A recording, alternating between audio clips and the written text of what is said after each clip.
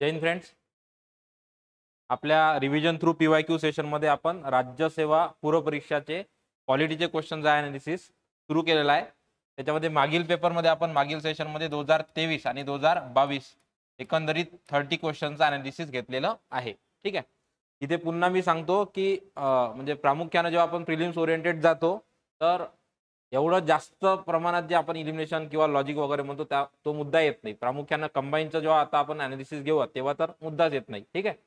आणि इथे जे आहे राज्यसेवेचं आपण आता ॲनालिसिस करतोय त्याच्यामध्ये मोर दॅन 3 ते 4 क्वेश्चन हे तुमचं इलिमिनेशन लागेल. तिथे लॉजिक वगैरे जास्त काही इथे लागणार नाही मेन्सच्या तुलनेमध्ये. ठीक आहे. तो आपलं जे हे डिस्कशन प्युअरली चालू आहे याचे दोन मुद्दे आहे. एक तर तुम्हाला टॉपिक लक्षात येणं, बरोबर आहे. दुसरं महत्त्वाचं की ते तुमचं ऑप्शनवर काम होणं. आणि आजच्या पेपरातून तुमच्या लक्षात येईल जनरली 2020चा आणि आजचा पेपर आपण पाहू तर तुमच्या एक लक्षात येईल की आयोग पेपर डिझाईन करताना PYQ जनरली मागच्या वर्षाच्या आदल्या वर्षाचे जे आहे रेफर करते. जसं आपण 23चा पेपर पाहिला त्यामध्ये कम्युनिस्ट पार्टीचा क्वेश्चन आहे.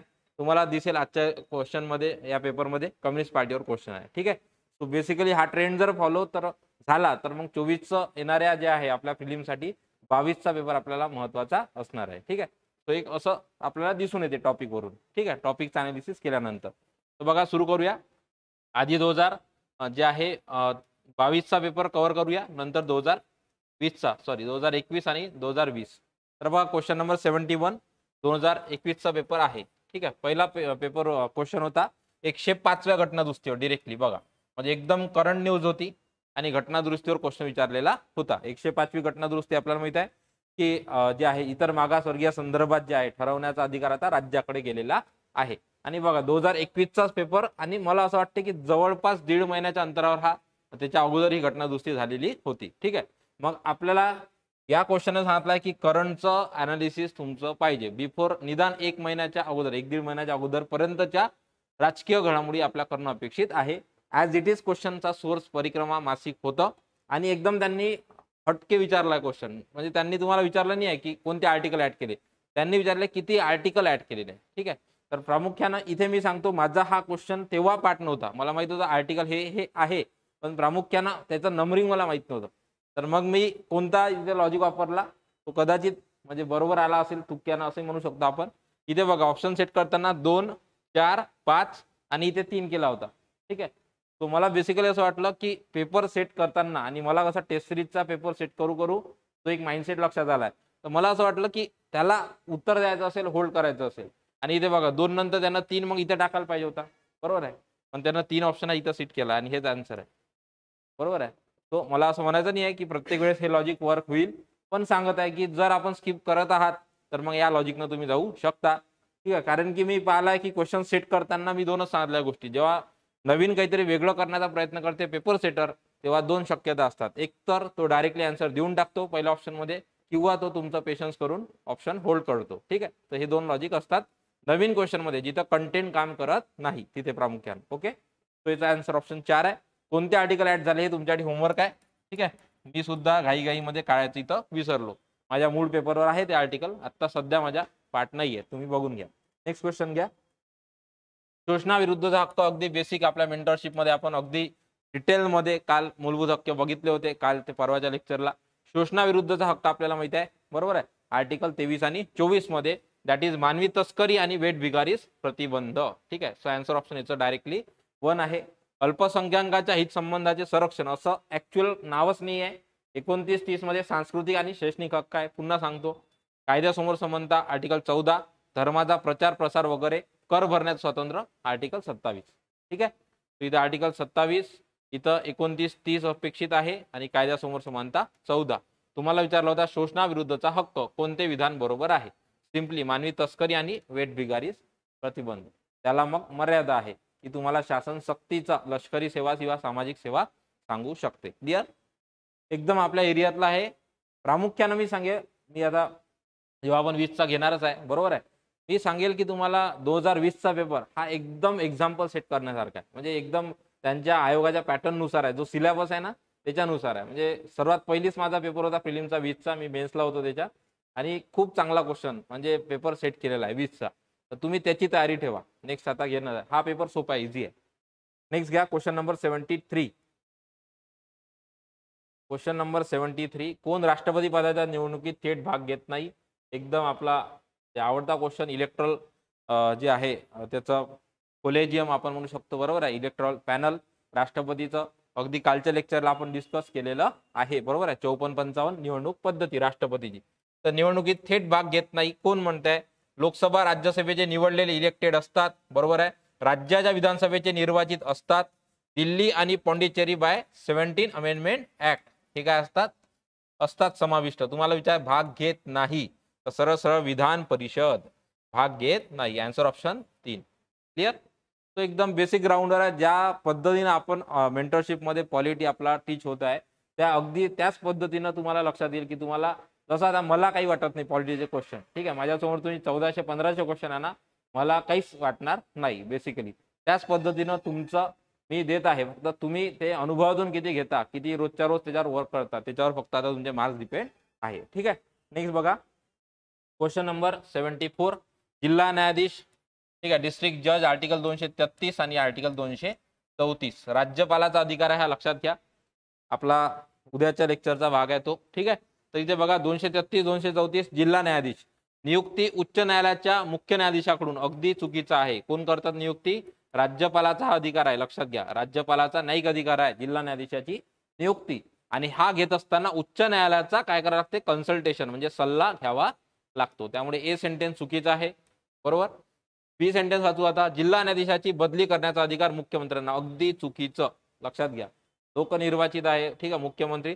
इथे राज्यपाल पाहिजे होतं. राज्यपाल त्याची पदोन्नती, बदली किंवा पदावंती यासाठी जबाबदार असतो. त्यामुळे तुम्हाला विचारलं होतं बरोबर सेंटेन्स काय? दोन्हीही नाही, ठीक आहे. जिल्हा न्यायाधीश राज्यपालाचा न्यायिक अधिकार लक्षात घ्या. पुन्हा इथं एकदा आज होईलच तुमचं. 233 म्हणजे जिल्हा न्यायाधीशाची नियुक्ती, उच्च न्यायालयाचा सल्ला बाय राज्यपाल. आणि 234 जिल्हा न्यायाधीश वगळता इतर न्यायाधीशाची नियुक्ती. यामध्ये मात्र 2 जणांचं कन्सल्टेशन घेतलं जाते. कोण?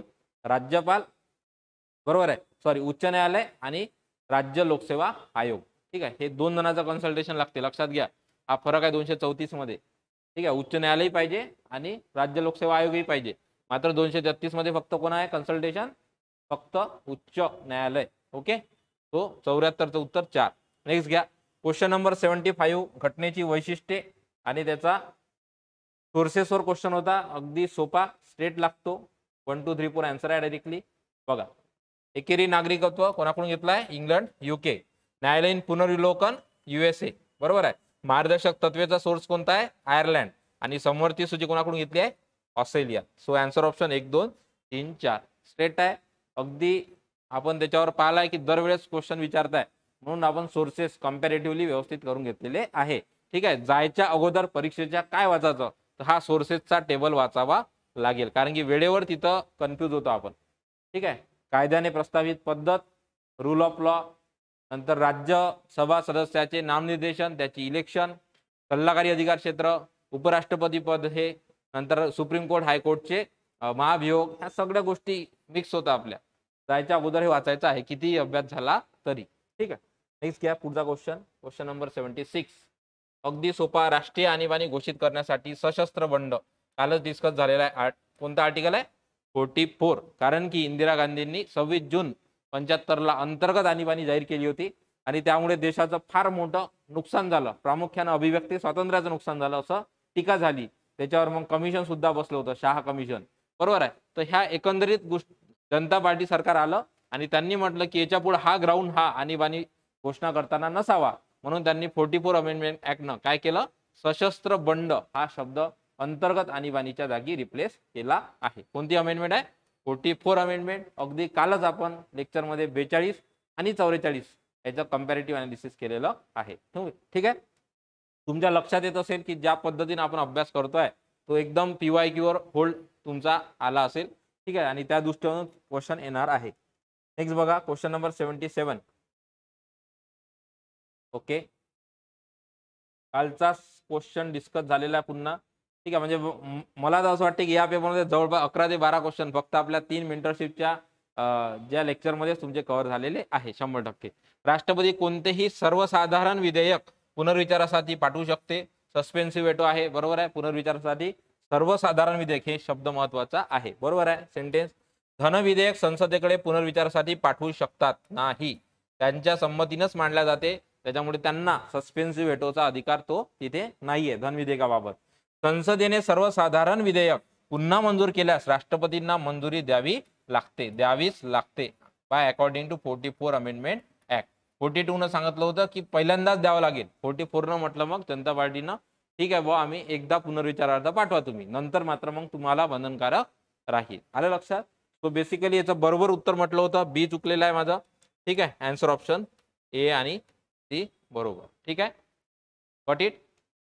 नेक्स्ट घ्या क्वेश्चन नंबर 78. कॅग बघा कालच्या क्वेश्चन पेपर मध्ये कॅगवर क्वेश्चन होता, बरोबर आहे. 2022 मध्ये होता, 2021 मध्ये आहे, म्हणजे एकदम टॉपिक आपण कन्सिडर करू शकतो त्याच एरियावर असतात, फक्त त्याला 2020 चा पेपर अपवाद आहे. पाहू आपण. भारताचा नियंत्रक व महालेखा परीक्षक कॅग, ठीक आहे, तुम्हाला 148 ते 151 आर्टिकल मध्ये कॅग संदर्भात भाग 5 मध्ये तरतुदी आहे, बरोबर आहे.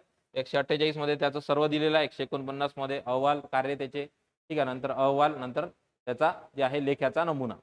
तर 148 ते 151 बघू. त्याची नियुक्ती राष्ट्रपतीकडून त्याच्या सिग्नेचरीनं राष्ट्रपतीकडून होते, त्याचा स्टॅम्प लागतो राष्ट्रपतीचा, बरोबर.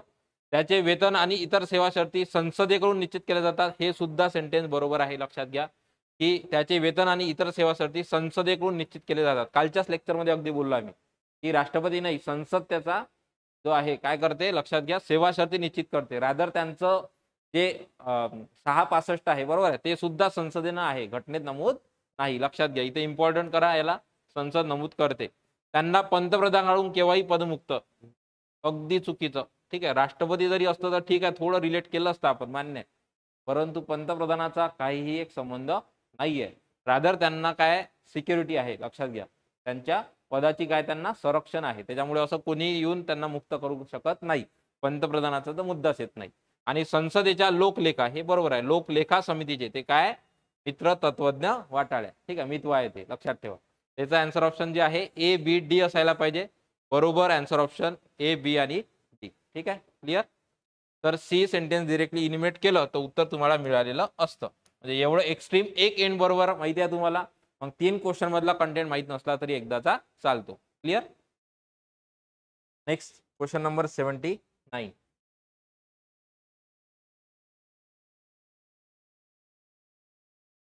79 बघा, एकदम सोपे सगळे क्वेश्चन आहे हे. विधान परिषद हे स्थायी सभागृह आहे, परमनंट हाऊस आहे, वरिष्ठ सभागृह आहे विधानमंडळाचं, बरोबर आहे. विधान परिषद हे स्थायी सभागृह आहे. ही सेंटेन्स किती इरिलेटेबल आहे बघा, विचार करा, म्हणजे किती नॉनसेन्सही म्हणू शकतो आपण त्याला. राज्यपाल विधान परिषदेचे पदसिद्ध अध्यक्ष असतात, काही संबंध नाही, पीठासीन अधिकारी आहे त्याच्यासाठी, राज्यपालाचा काही संबंध नाही. काही नामनिर्देशित सदस्य सोडल्यास विधान परिषदेचे सदस्य अप्रत्यक्ष पद्धतीने निवडले जातात, बरोबर आहे. एक षष्ठांश कोण पाठवते, तर आपले राज्यपाल पाठवतात, बाकी जे आहे अप्रत्यक्षच असतात. तर मग इथे बरोबर म्हटलं होतं, बी गेला बी गेला बी गेला, आन्सर ऑप्शन 3 ए आणि सी बरोबर आहे. ठीक आहे, ही सेंटेन्स एक्स्ट्रीम आहे, याच्यावर कन्फ्यूज व्हायला नको, काही म्हणजे संबंधच येत नाही. ठीक आहे, क्लिअर. सो बेसिकली बी सेंटेन्स चुकीचा आहे. विधान परिषदेचे पदसिद्ध अध्यक्ष असं काही राज्यपालाचा संबंध नाही येत, बरोबर आहे. त्यामुळे आन्सर ऑप्शन 3 आहे. नेक्स्ट घ्या क्वेश्चन नंबर 80. जम्मू काश्मीर चांगला होता, इंटेलेक्च्युअल होता. या पेपर मधले 15 पैकी 2 क्वेश्चन हे प्युअरली करंट अफेअर वर आहे, डायरेक्टली. ठीक आहे. सो बेसिकली मी पुन्हा सांगतो इथे की राज्यसेवा 6 जुलै वाले तयारी ठेवा, की तुम्हाला जे आजच्या लेक्चर मध्ये होतं आपलं राजकीय व घटनात्मक परिक्रमाचा सेक्शन, त्याचा तुम्हाला भरपूर फायदा होणार आहे. कंबाईन मध्ये युजली 15 क्वेश्चन असतात, मात्र करंटचा टच त्याला डायरेक्ट नसतो. ठीक आहे, तो बेसिकली लक्षात ठेवा. सोपा क्वेश्चन होता तसा, फक्त डेट माहित असणं अपेक्षित होतं की राज्य मानवी हक्क आयोग कोणाचा, जम्मू आणि काश्मीरचा, याचे संपले म्हणते या दिवशी अस्तित्व. तर ज्या दिवशी सरळ सरळ आपलं आर्टिकल 370चं इम्प्लिमेंटेशन झालं वल्लभभाई पटेल यांच्या जयंतीच्या दिवशी, दॅट इज 31 ऑक्टोबर 2019. ठीक आहे, एकता दिन म्हणतो आपण त्याला. त्या दिवशी जे आहे जम्मू काश्मीरचं अंमलबजावणी झाली, जो कायदा मांडला होता ठराव, केव्हा 5 ऑगस्ट आणि 6 ऑगस्ट, बरोबर आहे. लक्षात घ्या, 5 आणि 6 ऑगस्ट 2019 ला ठराव मांडला होता. पहिल्यांदा कुठे मांडला तो ठराव, महत्वाचा आहे, विशेष आहे, राज्यसभेत मांडला, जिथे विरोधी आपण विरोधी पक्षात होते, म्हणजे सत्तेतलं सरकार, तिथे राज्यसभेत मांडलाय. रिसेंटली आर्टिकल 370 मूवी आलेला होता, बघून घेणं अपेक्षित आहे, जास्त क्लिअर होईल आणखी आतल्या गोष्टी. ठीक आहे, तर 31 ऑक्टोबर 2019 लक्षात ठेवा, बरोबर आहे. 31 ऑक्टोबर 2019 वल्लभभाई पटेल. क्लिअर. तो सोपा क्वेश्चन होता, स्ट्रेट होता. बाकीच्या गोष्टी हे तर बिलकुल नसणार आहे ह्या तारखेला, बरोबर आहे. अस्तित्व या दिवशी संपले 31 ऑक्टोबर 2019. तसंही लॉजिक जरी घ्यायचं असतं तुम्ही तर हे कॉमन मधलं घेतलं असतं. हे तुम्हाला आयोगानं काय घेतलंय, कन्फ्युजनसाठी ते डेट टाकलेली आहे. नेक्स्ट घ्या क्वेश्चन नंबर 81. 81 तुम्हाला होता नागरी पंचायत राजवर. बघा, शहरी भारतामध्ये प्रकारच्या नगरपालिका आहेत. ठीक आहे. तर आपल्याला माहिती आहे नगरपालिका, नगरपंचायत आणि मनपा किती प्रकार आहे, 3 प्रकार. स्ट्रेट क्वेश्चन होता, काही कन्फ्यूज घेण्यासारखं नव्हतं. शहरी भागामध्ये जे आहे आपल्याला माहित आहे बेसिकली ज्याची आपण म्हणू शकतो लोकसंख्या ग्रामीणच्या वर आहे किंवा एक नागरी भाग आहे छोटा, बरोबर आहे. तर एक तिथे आपण जे आहे नगरपंचायत क्रिएट करतो. नंतर छोटा शहरी भाग त्याच्यासाठी आपण नगरपालिका, बरोबर आहे. संक्रमण क्षेत्रातला भाग नगरपंचायत, एक छोटा शहर भाग आहे नगरपालिका आणि मोठा शहरी भाग म्हणजे महानगरपालिका. तसं असं 3 प्रकारच्या जे आहे शहरी भारतात 74व्या घटनादुरुस्तीनं 92ला टाकलेल्या आहे. 1 जून तारीख आपण काल पाहिलेली होती. ठीक आहे, 1993 आणि 24 एप्रिल 1993 ग्रामीण 73वी घटनादुरुस्तीचा अंमलबजावणी राष्ट्रीय पंचायत राज. नेक्स्ट घ्या एक क्वेश्चन नंबर 82. 82 बघा, सोपा होता. विधान परिषदेला फक्त पुन्हा सांगतो इंटेलेक्च्युअल होता. चुकण्याचे चान्सेस सर्वात जास्त होते कारण की मॅक्सिमम जणांनी उत्तर 2010 मारलं.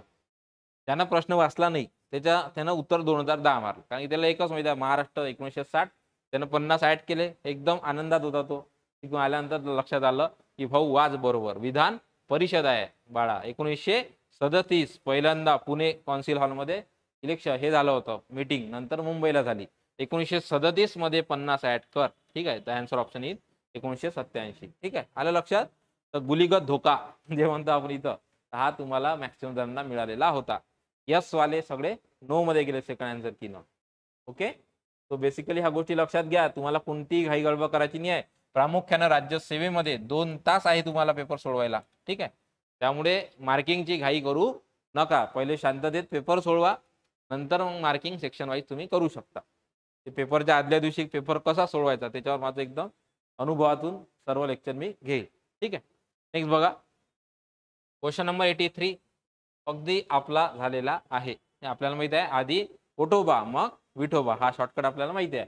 तर शपथा किंवा प्रतिज्ञाचे नमुने भारतीय राज्यघटनेच्या अनुसूचीमध्ये तर शपथ म्हटलाय आधी पोटोबा. ठीक आहे, त्यामुळे आन्सर ऑप्शन तिसऱ्या. ठीक आहे, तिसऱ्या अनुसूचीमध्ये. तसं इथं ऑप्शन नव्हतं सेकंड असतं तर मुलं चुकले असते कदाचित, पण आयोगानं ते तुमच्यासाठी बरं केलं. ठीक आहे, पक्षांतरबंदी 10व परिशिष्ट आहे. 6 व 5 6 आपल्याला माहित आहे अनुसूचित क्षेत्रे वगैरेसाठी आहे आणि पहिलं आपल्याला माहित आहे संघ आणि राज्य क्षेत्रे. ठीक आहे, परिशिष्ट पाठ करून ठेवा, आपले सध्या सुरूच आहे. नेक्स्ट क्वेश्चन नंबर 84 बघा, भारताचा मार्क्सवादी कम्युनिस्ट पक्ष. ठीक आहे, भारताचा मार्क्सवादी कम्युनिस्ट पक्ष CPI-M ची स्थापना केव्हा झाली. आला क्वेश्चन बघा 2023 मध्ये. डोळ्याला आला क्वेश्चन आलेला आहे. CPI ची तारीख 1926 केली आहे त्यांनी. ठीक आहे, तो बेसिकली सांगतो की तुम्हाला टॉपिक ॲज इट इज तुम्हाला करता येतात, प्रेडिक्ट करता येतात आणि त्याच्यावर वर्क केलं तर प्रॉपर होतं. CPI-M ची तारीख म्हटलं होतं तुम्हाला तर सहसा मित्रांनो 1964. मी यासाठी स्टोरी सांगितली होती तुम्हाला. 62 चायना वॉर 2 गट पडले. ठीक आहे, बरोबर आहे. त्याच्यामध्ये कम्युनिस्ट मूळ पक्ष राहिला. 1925ला सत्यभक्तच्या अध्यक्षतेखाली स्थापना झाली होती. त्याच्या मूळ अगोदर जर थोडी हिस्ट्री माहिती असेल तुम्हाला तर 1920 मध्येच फॉरेनमध्ये मानवेंद्रनाथ रॉय यांनी त्याची स्थापना केलेली होती. ऑफिशियल स्थापना केव्हा झालेली आहे 1925ला आणि त्याच्यातून मग पुढचा फुटून पक्ष बाहेर निघालाय CPI-M 1964. कशाहून लक्षात ठेवायचं 62चं चायना वॉर. क्लिअर, तो बेसिक होत्या गोष्टी. Next question number 84 last question या पेपर मधला बघा, लोकसभेच्या अध्यक्षाच्या संदर्भात बरोबर खालील विधान विचारात घ्या. राष्ट्रपतीची मर्जी काय संबंध आहे, किती महत्वाचं पद आहे. ठीक आहे, राष्ट्रपतीची मर्जी असेल का नाही, त्याला स्वतःच पदाचं संरक्षण आहे. रादर असंही होते की जेव्हा सभागृहात असतो तेव्हा पंतप्रधान समोर बसतात आणि चेअरवर कोण असते, अध्यक्ष महोदय. ठीक आहे, लक्षात घ्या. त्यामुळे लोकसभाचं अध्यक्षाचं स्थान हे फार महत्वाचं आहे. ऑर्डर ऑफ प्रेसिडेन्स मध्ये चीफ जस्टिस ऑफ इंडिया सोबत लोकसभा अध्यक्ष आहे 6व्या क्रमांकावर. ठीक आहे, त्यामुळे बेसिकली लक्षात ठेवा. त्याच्या निवडीवेळी ते सभागृहाचे सदस्य असणे बंधनकारक नाही. अगदी चुकीचं आहे. महत्वाचा आहे, तो सदस्य असावाच लागतो सभागृहाचा. हे इम्पॉर्टंट करा. हे तुमच्या पुस्तकात नाही आहे कोणत्या, मला नाही वाटत दिलंच नाही असं कुठं. ठीक आहे. निवडीवेळी ते सभागृहाचे सदस्य असणे बंधनकारक नाही. बंधनकारक आहे. मॅन्डेटरी. It's mandatory. लक्षात घ्या. लोकसभेचा अध्यक्ष हा सभागृहाचा सदस्य असावाच लागतो. आणि तेच उलट आहे की राज्यसभेचा अध्यक्ष सभागृहाचा सदस्य असू नये. कारण की तो कोण असतो? उपराष्ट्रपती. क्लिअर. आणि सी सेंटेन्स संसदेच्या दोन्ही सभागृहाच्या संयुक्त अधिवेशनाचे अध्यक्षपद भूषवतात. तर बरोबर आहे. संयुक्त अधिवेशन भूषवतात. बरोबर विचारलं तर आन्सर ऑप्शन 3 आहे. आलं लक्षात. पहिले 2 सेंटेन्स चुकीचे आहे. राष्ट्रपतीची मर्जी नाही आणि सदस्य असणे बंधनकारक आहे. Got it. ओके. बघा इथे आपला 2021चे 15 क्वेश्चन संपलेले आहे. ठीक आहे. पुन्हा सांगतो, इथे एकदम हे इझिली होत असेल तुमच्यासाठी आणि गोष्टी तुमच्या लक्षात येत असेल आता की ठीक आहे आपण ट्रॅकवर आहे व्यवस्थित. ठीक आहे. तर हे PYQ त्यासाठी घेतले आहे. तुमची बॅच आपली किती ट्रॅकवर आहे तुम्हाला लक्षात येत राहील कंटिन्यू. तर आजचं आपलं हे राज्यसभेचं आपण 20 वरच थांबणार आहे. उद्यापासून आपण कंबाईनचं जे आहे अनालिसिस घेत आहोत. ठीक आहे. बघा नेक्स्ट आता पुढचा 2020चा पेपर. मी या पेपरला म्हणाल खरा पेपर. ठीक आहे. पॉलिटीचा आजपर्यंतचा म्हणजे मी 2013 ते 2023 11 वर्षाचे पेपर सोडवले. मात्र 2020चा पेपर हा एकमेव असा होता ज्याच्यामध्ये विचार करावा लागला. जसा 23चा पेपर जिओग्राफीसाठी विचार करावा लागला सर्वांना, तसा हा पॉलिटीसाठीचा पेपर होता. आणि हा ऍक्च्युअल मध्ये जे काही तुमचा सिलेबस आहे, सार्वजनिक धोरण बघा त्याच्यावर क्वेश्चन आहे. तर सिलेबस नुसार फॉलो केलेला पहिला पेपर आणि एकदम व्यवस्थित वेटेज असणारा. आणि हा पेपर जर तुम्ही हँडल करू शकले, याच्यात जर तुम्ही 12+ मार्क घेतले, याचा अर्थ तुम्ही जिंकले. ठीक आहे. कोणत्याच पेपरमध्ये तुमचे कमी येऊ शकत नाही. सुरू करू. बघा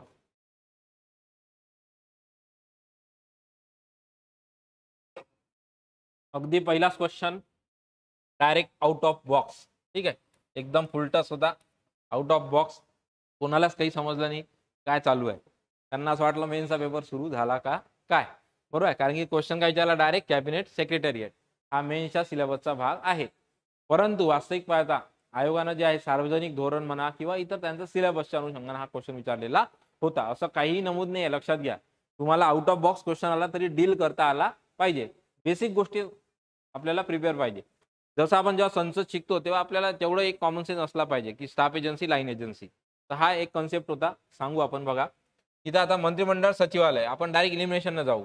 ही मंत्रिमंडळ सचिवालय म्हणजे सेक्रेटेरिएट जे आहे, सेक्रेटेरिएट हे कसं लक्षात ठेवतो बघा. सेक्रेटेरिएट हे काय असतात, एक राऊंड टेबल असतो. राऊंड टेबलला इथे हे बसतात. बरोबर आहे. राऊंड टेबलला हे असे बसतात इथे आणि बसून काय करतात, बसून तर पॉलिसीचं काय करतात, फॉर्म्युलेशन करतात. काय करतात, पॉलिसीचं फॉर्म्युलेशन करतात. म्हणजे पॉलिसी ते बनवतात. लक्षात घ्या. हे आहे बसणारी अशी राऊंड टेबलच्या भोवती हा जो असतो हा काय असतो, स्टाफ असतो. लक्षात घ्या. हा काय असतो, स्टाफ असतो. आलं लक्षात. तो बेसिकली सगळ्यात पहिला डिफरन्स, कॅबिनेट सेक्रेटरिएट हे स्टाफ एजन्सी आहे. मग लाईन कोणती आहे रे, तर दुसरं असतं कोणतं, संचालनालय. That is directorate. आपण मेन्सच्या वेळेस डिटेल पाहू आपण. संचालनालय दुसरं असतं, त्याला म्हटलं जाते डायरेक्टरेट. डायरेक्टरेटमध्ये ते असतात मग सचिव, अवर सचिव वगैरे. त्यांचं काम असतं काय रे, तर अंमलबजावणी. That is implementation. त्यामुळे policy implementation is going to the line agency and policy formulation is going to staff agency. तर क्वेश्चन काय विचारला होता, कॅबिनेट सेक्रेटरिएट काय आहे, लाईन एजन्सी नाही आहे. काय आहे, स्टाफ एजन्सी आहे. त्यामुळे पहिले तर इलिमिनेट करा तुम्ही. हा बेसिक माहिती असणं अपेक्षित होतं.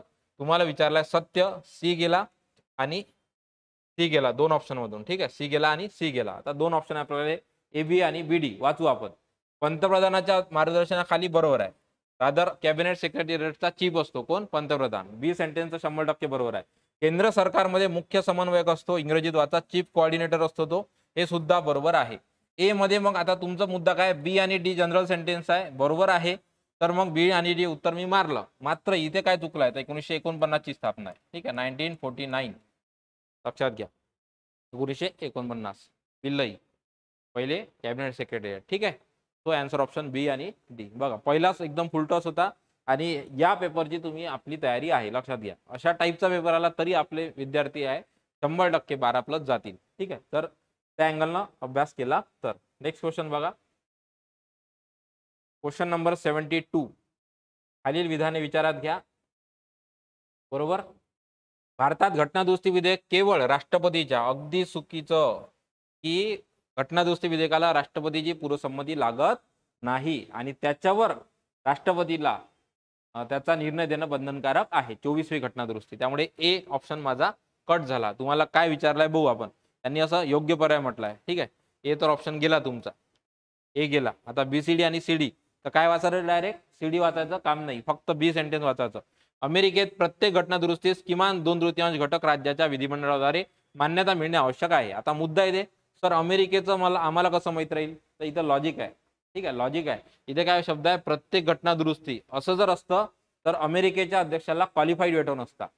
आपण कालच्या लेक्चरमध्ये चर्चा केलेली आहे. सो क्वालिफाईड वेटोमुळे हा बी सेंटेन्स डायरेक्टली चुकलेला आहे, लक्षात घ्या. क्लिअर? सो याचा आन्सर ऑप्शन सॉरी याचं उत्तर बीसीडी आहे. Sorry, extremely sorry. Qualified veto आहे असं मला म्हणायचं होतं. याचं उत्तर बीसीडी आहे. ठीक आहे. आता मी क्रॉस चेक करून सांगतो. ठीक आहे, 2 मिनिट.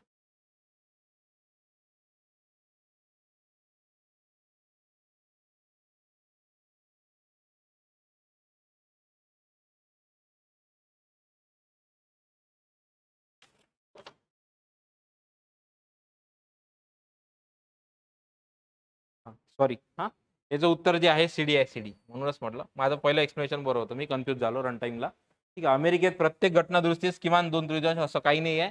असं जर असतं तर त्यांना क्वालिफाईड वेटो नसतं. पहिले साधं बहुमत लागतं, नंतर मग त्याच्यापेक्षा जास्त बहुमतांनी जेव्हा पाठवते तेव्हा असतं क्वालिफाईड वेटो. त्यामुळे याचं उत्तर लक्षात घ्या. आन्सर ऑप्शन काय? सीडी आहे. वन ऑफ द चांगला क्वेश्चन सेट केला होता. म्हणजे या लक्षात घ्या. मी सांगेल टॉपिक कोणता? Comparison of constitution. Comparison of constitution आपण करतच नाही. 3 ग्राउंडवर करायला पाहिजे. एक तर लक्षात घ्या संसदेचं स्ट्रक्चर, दुसरं सध्याचं करंट स्ट्रक्चर गव्हर्नमेंटचं, आणि तिसरं न्यायव्यवस्थेचं स्ट्रक्चर. आणि ह्या 3 बाजूनं जे आहे मी कंपॅरिझन सांगतो तुम्हाला. कुठे आहे प्रामुख्यानं? तर ब्रिटन, USA लक्षात घ्या आणि इंडिया. या तिघाचं कंपॅरेटिव्ह आपल्याला करावं लागेल. आयोगाला अपेक्षित आहे. याचं उत्तर सीडी बरोबर आहे. स्वित्झर्लंडमध्ये राज्यघटनेमध्ये केलेला बदल सार्वमताचा अवलंब केल्याशिवाय अंमलात येऊ शकत नाही. सार्वमत पाहिजे तिथे. बरोबर आहे. आणि दुसरं ऑस्ट्रेलियात राज्यघटनेमध्ये बदल केवळ दोन्ही सभागृहांनी पूर्ण बहुमताने केलेल्या कायद्याद्वारे करता येतो. म्हणजे तिथं टप केलेली आहे. हा कंपॅरिझन ऑफ कॉन्स्टिट्यूशनवर क्वेश्चन होता. हा ग्राउंड लक्षात घ्या. नवीन टॉपिक आहे, करावा लागेल. नेक्स्ट क्वेश्चन घ्या. Question number 73. चांगला क्वेश्चन सेट केलाय. ठीक आहे. लोकसभा सभापती आपला उद्याच्या लेक्चरचा भाग असणार आहे संसद. बरोबर आहे. त्याचे किंवा तिचे वेतन भत्ते भारताच्या संचित निधीवर बरोबर आहे भारित केले जातात.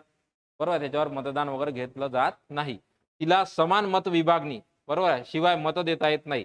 दॅट इज कास्टिंग वोट शिवाय जे आहे त्यांना कास्टिंग वोटच देता येतं. बरोबर आहे. पहिल्या राऊंड मध्ये त्यांना मत देता येत नाही. कास्टिंग वोट त्यांचं पडतं. म्हणजे जिथे टाय झाला तिथे त्यांचं मत पडतं. ठीक आहे. त्यांचं वाईल्ड कार्ड एंट्री असते त्यांना. ए आणि बी बरोबर आहे. तिला सभागृहात हजर राहून मतदान करणाऱ्या सदस्याच्या बहुमताने, हजर राहून मतदान करणाऱ्या नाही तर आपण पाहिलं होतं प्रभावी बहुमत तिथं पाहिजे. प्रभावी म्हणजे काय? एकूणच्या 2/3. ठीक आहे. 50% आणि 2/3. तिथे प्रभावी पाहिजे होतं. हजर राहून प्रेझेंट अँड वोटिंगच्या नव्हतं पाहिजे. ठीक आहे. नंतर तिचे स्थान उपपंतप्रधानापेक्षा वरचे आहे. तर लक्षात घ्या वरचे नाही आहे, खालचे आहे. उपपंतप्रधान हा 5A वर आहे ऑर्डर ऑफ प्रेसिडेन्स मध्ये, आणि हा चीफ जस्टिस ऑफ इंडिया सोबत आहे. आलं लक्षात? तो बेसिकली बरोबर विचारलं होतं. तर आन्सर ऑप्शन माझं काय? ओके. बघा म्हणजे विचार करण्यासारखे क्वेश्चन आहे. दुसराच क्वेश्चन अजून आपण. ठीक आहे. हा पेपर होता खरा. म्हणजे तिथं समजते आपल्याला पॉलिटीचा कोणती लेवल जाऊ शकते आयोग. ठीक आहे. नेक्स्ट क्वेश्चन नंबर घ्या 74. बघा पुन्हा आपला संसदेवर क्वेश्चन. आणि काय मला फक्त एकच माहित होतं तरी बरोबर आला माझा. बघा कोणत्या जोड्या योग्य रीतीने जुळत नाहीत म्हणते. वाचतो आपण. लक्षवेधी सूचना, तातडीच्या सार्वजनिक दृष्ट्या महत्वाच्या बाबीकडे मंत्र्याचे लक्ष वेधणे. हे मला माहिती होतं, लक्षात घ्या. आणि काय विचारला होता क्वेश्चन? जुळत नाही. लक्षवेधी सूचना, तातडीच्या सार्वजनिक दृष्ट्या महत्वाच्या बाबीकडे मंत्र्याचे लक्ष वेधणे हे आहे बरोबर. जुळत नाही. ए गेला, ए गेला, ए गेला. आन्सर ऑप्शन 3 आहे. ठीक आहे. ते मला बीसीडी माहित नव्हतं, मात्र मला काय माहित होतं त्याच्या आधारावर मी हा क्वेश्चन सोडवलेला आहे. ठीक आहे. स्थगन प्रस्ताव इथे बघा हे पाहिजे होतं उत्तर. स्थगन प्रस्तावाचं हक्कभंग जो आहे मंत्र्यांनी दिलेल्या चुकीच्या आणि हरकतीचा मुद्दा दॅट इज वेळ संपण्यापूर्वी स्थगिती. तर आन्सर ऑप्शन याचा बीसीडी आहे. इथेच सफल केलेला आहे. इम्पॉर्टंट क्वेश्चन करा. उद्या संसद घेत असताना या सगळ्या 4ही ठरावावर आपण उद्या चर्चा करणार आहे. ठीक आहे. सो बेसिकली 74चं उत्तर काय मित्रांनो? आन्सर ऑप्शन 3 आहे. डायरेक्टली मला काय माहिती आहे, कंटेंट काय आहे माझा, होल्ड किती आहे माझा, त्याच्यावर हे उत्तर काढलेलं आहे. आलं लक्षात? आणि हाच तुम्हाला ठरवतो. जर तुम्ही कंबाईन मध्ये असाल या लेवलवर तर सब रजिस्ट्रार आणि PSI मधला हा फरक आहे हा क्वेश्चनचा. ठीक आहे. नेक्स्ट बघा, क्वेश्चन नंबर 75. कोणते विधान बरोबर नाही म्हटलेलं आहे. एकदम म्हणजे सोफिस्टिकेटेड क्वेश्चन आहे आणि व्यवस्थित सेट केलेले आहे. वाचू आपण. राष्ट्रपतीच्या शिफारशीशिवाय नवीन राज्य निर्मितीचे विधेयक विषयच नाही पाहिजे कोणत्याही सभागृहात मांडले जाऊ शकत नाही. पाहिजेच राष्ट्रपती शिफारस आपण पाहिला आर्टिकल 2-3 साठी पाहिजे. बरोबर आहे. दुसरं, असे विधेयक संसदेत मांडण्यापूर्वी विशिष्ट कालावधीमध्ये संबंधित राज्य विधिमंडळाने आपले विचार मांडावेत यासाठी पाठवले पाहिजे. विशिष्ट कालावधी नमूद आहे, काही स्पष्ट आहे का असा काही नमूद नाही. त्यामुळे बी सेंटेन्स बरोबर आहे. बरोबर नाही विचारलो तुम्हाला. राज्य विधिमंडळाने व्यक्त केलेले विचार बंधन संसदेवर आहे का रे? नाही. संसद आपल्या मताप्रमाणे पूर्ण भारताचा नकाशा बदलू शकते. त्यामुळे हे सुद्धा बरोबर आहे. बरोबर नाही म्हटलं होतं. संसद केवळ विशेष बहुमताने कायदा मंजूर करून नवीन राज्य स्थापन करू शकते. अगदी चुकीचं आहे. आर्टिकल 4 मध्ये सांगितलं आहे की 2 आणि 3 अंतर्गत काय साधे बहुमत लागेल आणि हे साधं बहुमत पाहिजे इथं मित्र. ठीक आहे. इथे विशेष बहुमत नाही. आन्सर ऑप्शन माझं 3 आहे. बरोबर नाही विचारलं होतं. ठीक आहे. 75चं उत्तर 3 आहे. फार चांगला म्हणजे टाईपचा हा क्वेश्चन आहे. नेक्स्ट क्वेश्चन नंबर घ्या. पुढचा क्वेश्चन नंबर 76. केंद्रीय माहिती आयोग याला म्हणते क्वेश्चन, याला म्हणते पेपर. ठीक आहे. बघा, केंद्रीय माहिती आयोग कोणते विधान बरोबर आहे. ठीक आहे. उद्याच्या लेक्चर मध्ये शिकू आपण केंद्रीय माहिती आयोग. घटनात्मक संस्था असून तिच्यात एक मुख्य बरोबर आहे म्हणते. घटनात्मक संस्था आहे का रे? एकच वाचा, संपला. 2005 चा कायदा वैधानिक संस्था आहे. दुसरं वाचू आपण. पुनर्नियुक्तीस हे बघा, आपले पद 5 वर्षे किंवा वयाची 70 वर्षे नाही आहे, 5 नाही आहे, सध्या 3 वर्ष झालेला आहे. 2019 चा कायदा. ठीक आहे. अमेंडमेंट. त्यामुळे हे गेलं. बरोबर नाही म्हटलं होतं. मुख्य माहिती आयुक्त आणि इतर माहिती आयुक्त गृहमंत्र्याच्या अध्यक्षतेखाली आहे का रे? नाही आहे. पंतप्रधानाच्या अध्यक्षतेखाली आहे निवड समिती. त्यामुळे हे गेलं. Directly answer option 4. वाचायचं काम नाही. जे माहिती आहे कंटेंट त्याच्यावर जा. कारण की चौथं सेंटेन्स माहित असणं किंवा तुम्ही वाचल्यानंतर कन्फ्यूज होणं अपेक्षित आहे. पण वरचे 3 कन्फर्म माहिती आहे मला, मग संपला विषय. आलं लक्षात? वाचू आता. पुनर्नियुक्तीस पात्र नसतात.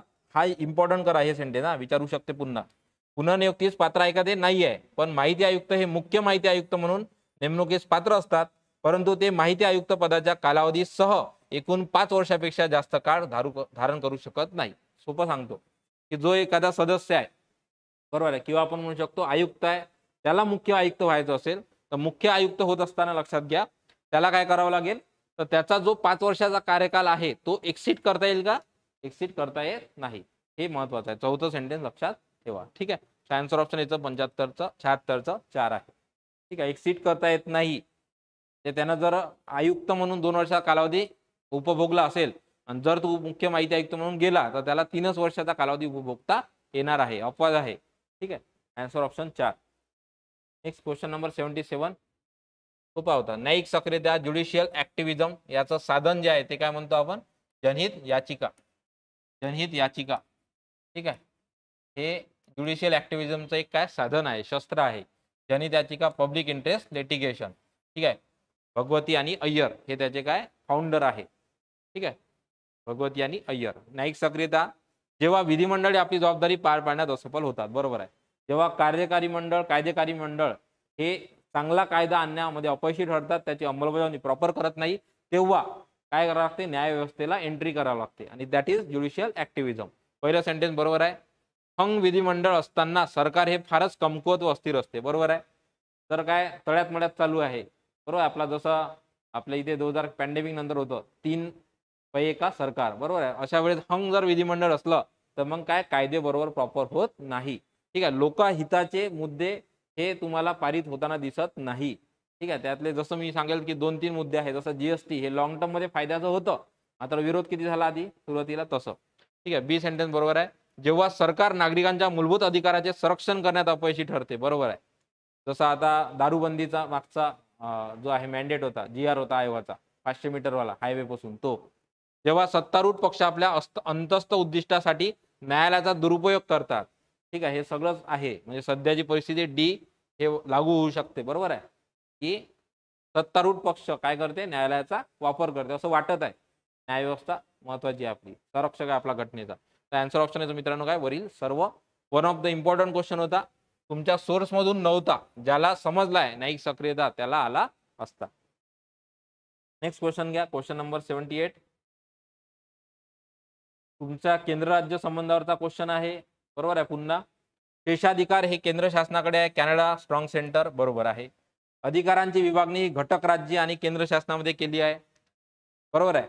आता अधिकारांची विभागणी केंद्र, राज्य आणि समवर्ती असे 3 केलेली आहे. पण हा क्वेश्चन वाचताना याचा बॉटम वाचला पाहिजे पहिले, आलं का लक्षात? नाही तर हा मॅक्सिमम जणांनी क्वेश्चन चुकवला, सर्व त्यांना बरोबर वाटलं. प्रश्न वाचा, वरीलपैकी कोणत्या तरतुदी नसल्या तर भारतीय राज्यघटना ही अधिक संघराज्यात्मक स्वरूपाची बनली असती. म्हणजे तुम्हाला हा क्वेश्चन विचारलाय की एकात्मक वैशिष्ट्य आणि संघात्मक वैशिष्ट्य राज्यघटनेचे. तर आपल्याला काय विचारलंय बघा, कोणत्या तरतुदी नसल्या तर भारतीय राज्यघटना अधिक संघराज्यात्मक स्वरूपाची. म्हणजे तुम्हाला उत्तर चूज करायचं आहे काय, एकात्मक वैशिष्ट्य ते चूज करायचं आहे. तर शेषाधिकार हे केंद्र शासनाकडे आहेत, बरोबर आहे. तर हे ऍक्च्युली एकात्मक वैशिष्ट्य आहे, बरोबर आहे. Strong centre. राष्ट्रपती घटक राज्याच्या विधेयकावर संपूर्ण नकार अधिकार, ऍब्सोल्यूट व्हेटो, हा एकात्मक वैशिष्ट्य आहे. केंद्र शासन राज्याच्या संमतीविना नाव, सीमा, क्षेत्र बदल करते, संसद बदलू शकते, एकात्मक आहे. ब मध्ये अधिकाराची विभागणी राज्य केंद्रात झाली आहे, हे संघात्मक वैशिष्ट्य आहे. त्यामुळे बी माझ्या ऑप्शन मध्ये येणार नाही, बी येणार नाही, ठीक आहे. बी येणार नाही, आन्सर ऑप्शन 2 आहे, ए, सी आणि डी, ठीक आहे. हा एकदम इंटेलेक्च्युअल क्वेश्चन होता. आजपर्यंत मी अशा टाईपचा क्वेश्चन पाहिलेला नाही, डायरेक्ट सांगतो. मॅक्सिमम जण चुकले याच्यात, पोरांना प्रश्न समजला नाही. खाली जे आहे थोडक्यात खाली आयोगानं गुलीगत धोका केलेला आहे, ठीक आहे. आलं लक्षात? 78. म्हणून म्हणतो हा स्टँडर्ड एकदम पेपर आहे, म्हणजे मी सांगतो तुम्हाला या पेपरची तयारी ठेवा तुम्ही, ठीक आहे. Next question number 79.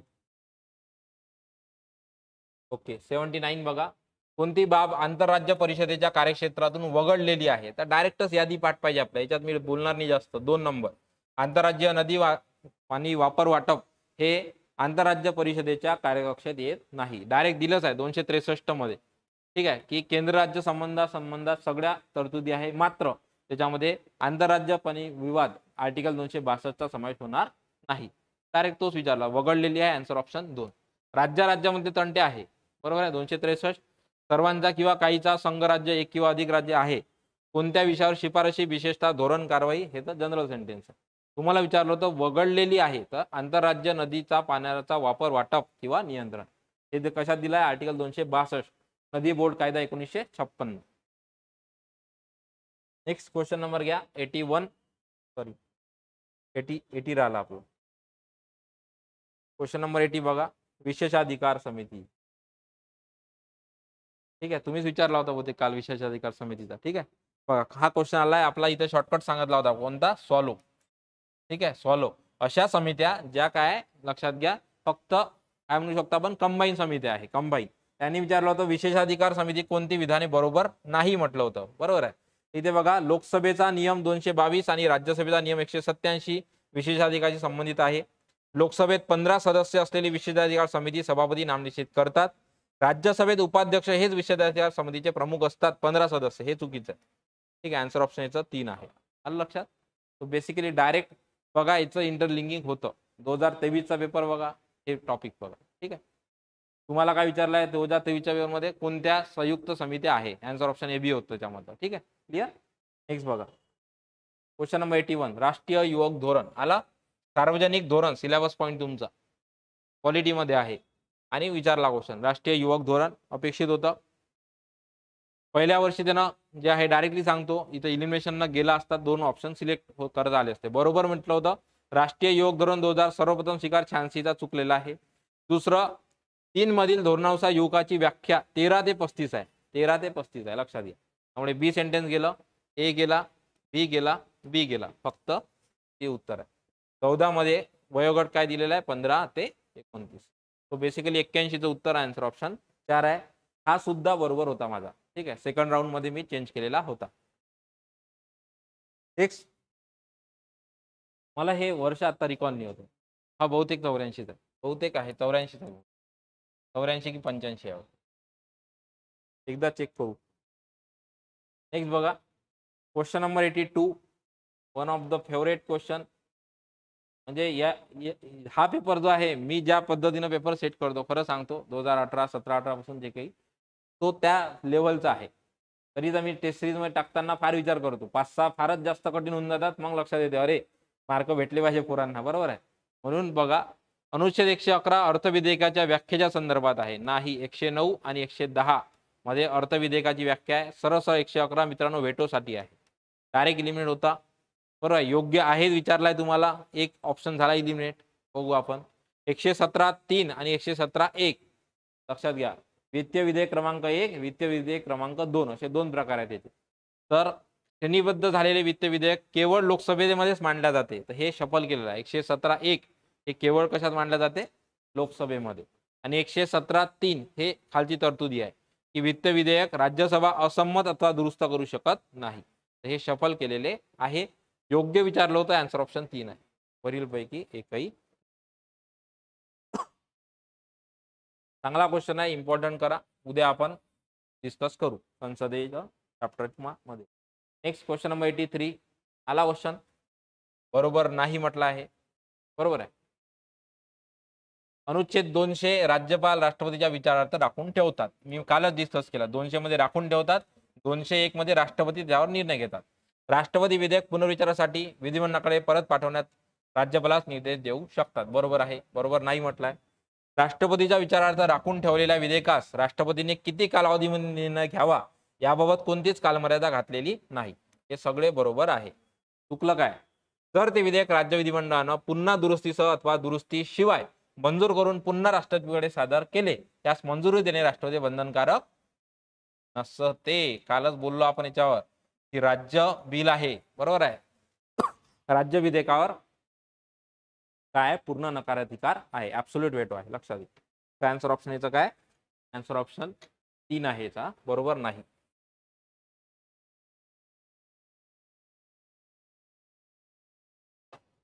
हे घ्या क्वेश्चन नंबर 84. उच्च न्यायालयाच्या न्यायाधीश म्हणून नेमणूक करण्याबाबत कोणता निकष चुकीचा आहे? सांगा तुम्ही. उच्च न्यायालयाचा न्यायाधीश हा जो आहे कायदेपंडित असावा असं आहे का? काही नाहीये. सुप्रीम कोर्टच्या जे आहे न्यायाधीशाबाबत ती तरतूद आहे. त्यामुळे डायरेक्टली चुकलं. उच्च न्यायालयाचा न्यायाधीश भारताच्या प्रादेशिक क्षेत्रात 10 वर्ष बरोबर आहे. नंतर 10 वर्ष वकिली बरोबर आहे. व्यक्ती अग्रगण्य कायदेतज्ञ हे सुप्रीम कोर्ट बाबत आहे. तुम्हाला विचारलाय क्वेश्चन उच्च न्यायालय. आलं लक्षात? त्यामुळे बऱ्याच जणांनी उत्तर 4 मारलं होतं याच्यात. कारण की लक्षात आलं नाही. प्रश्न बरोबर वाचा. क्वालिटीमध्ये लक्षात घ्या. पुन्हा सांगतो कीवर्डवर आयोग खेळते. त्यामुळे कीवर्ड नुसारच तुमचं कॉन्शियस रिडिंग पाहिजे. क्वालिटीमध्ये कधी आयोग कॉन्शियस रिडिंग मागते तुम्हाला. ठीक आहे. ते अपेक्षित आहे आयोगाला. तर हे लक्षात ठेवा. 84चं उत्तर माझं 3 आहे. चुकी नाही. 4 जण मारलं. लक्षात घ्या. ठीक आहे. समजलं? हा पेपर म्हणूनच म्हटलाय स्टँडर्ड सेट केला ह्या पेपरनं आजपर्यंतचा. म्हणजे पूर्ण 10-11 वर्षातला. ठीक आहे. नेक्स्ट क्वेश्चन नंबर लास्ट आणि 85. पण बघा म्हणजे त्यांना एकही सोडला नाही आहे. म्हणजे मूलभूत हक्कातलाही क्वेश्चन त्यांना असं दाखला की तो PYQ नव्हता. आता तो PYQ बनला. ठीक आहे. 2020चा माझा चुकला होता हा क्वेश्चन. हा चुकला होता माझा क्वेश्चन. मी 30-29 केलं. तर उत्तर काय? 29 आर्टिकल सब आर्टिकल 2 मध्ये. कालच पाहिला. राज्याकडून चालवले जाणाऱ्या राज्यनीतीतून सहाय्य मिळत असलेल्या शैक्षणिक संस्थेत धर्म, वंश, जात, भाषा या आधारावर प्रवेश नाकारला जाणार नाही. That is 29 sub article 2. ठीक आहे. आन्सर ऑप्शन मित्रांनो याचं 4 आहे. 30 नाही आहे. 30 मध्ये शैक्षणिक संस्था स्थापन करण्याबाबत अल्पसंख्याकांच्या. ठीक आहे. आणि मुद्दा कसा आहे मग शैक्षणिक कीवर्ड दिसते आपल्याला आणि आपण मग 30 मारला आणि आयोगाने दिलंच आहे. पहिलंच ऑप्शन दिलाय. That is trap. Okay. So basically Rajyaseva 2020, 21, 22, 23 असे एकंदरीत 60 क्वेश्चन जो आहे आपण आतापर्यंत क्वालिटीमध्ये डिस्कस केलेले आहे. ठीक आहे. आता उद्यापासून जे आहे आपण कंबाईनचे क्वेश्चन एक दिवसाआड. बरोबर. कारण की आता मला वाटते 30 क्वेश्चन घेऊ आपण डिरेक्टली वाटल्यास. थोडा पाऊण तास जाईल. बरोबर आहे. तर 3 टप्प्यामध्ये तुमचे कंबाईनचे क्वेश्चन पॉलिटीचे संपेल. जेव्हा तुमचा पॉलिटी ॲज अ टॉपिक म्हणून संपेल या 10 दिवसात तेव्हा तुमचे PYQ सुद्धा संपलेले असतील. ठीक आहे. इथे थांबतो. Thank you very much.